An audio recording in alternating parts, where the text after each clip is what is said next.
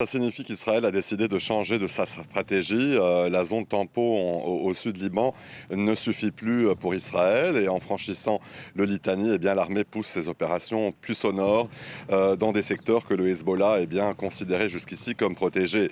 Les responsables israéliens, en tout cas, l'assument clairement. Ni le Litani ni la ligne jaune ne sont plus une limite. Partout où Israël estime qu'il existe une menace, des menaces de drones, des menaces de missiles, aussi l'armée israélienne intervient. Et dans ce contexte, vous savez, un site concentre l'attention ces derniers jours, c'est la forteresse de Beaufort. Ce château médiéval domine toute la vallée du Litani. Militairement, contrôler ses hauteurs, c'est voir tout ce qui bouge dans la région. Et c'est là que se concentrent donc les combats. Le Hezbollah continue de viser les forces israéliennes avec des roquettes et des drones dans le secteur. Et pendant ce temps, vous savez, pour la population, c'est l'incertitude qui grandit parce que les ordres d'évacuation commencent à remonter vers le nord. Ces derniers jours, ces ordres ont atteint le Casa de Saïda, c'est aux portes du fleuve Zahrani. Et la crainte, c'est de voir donc la zone de combat s'élargir encore et encore avec de nouveaux déplacements, de nouvelles destructions et un bilan humain qui continue de s'alourdir. Plus de 3300 morts et 10 000 blessés. C'est en 3 mois de guerre.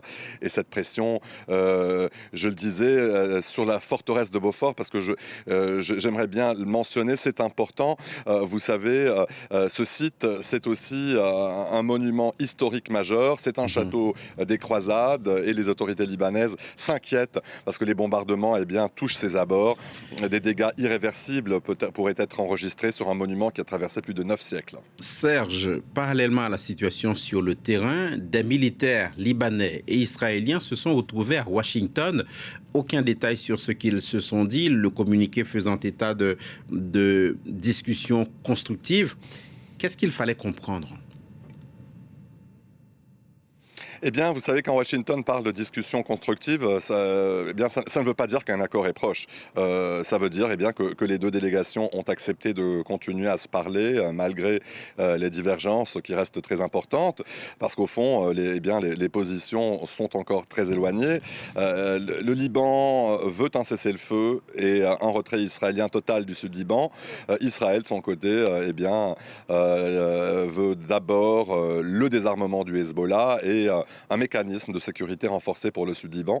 Et c'est là justement que ça bloque. Toute idée de coordination directe avec Israël reste en tout cas pour les responsables libanais, un sujet extrêmement sensible. Les autorités de Beyrouth ne veulent pas se retrouver en confrontation ouverte avec le Hezbollah. Malgré ça, Washington estime qu'un premier pas a été franchi. Donc ces militaires libanais et israéliens ont discuté directement à Washington et l'administration Trump semble vouloir utiliser ce canal pour préparer les discussions politiques qui sont prévues les 2 et 3 juin prochains au département d'État américain.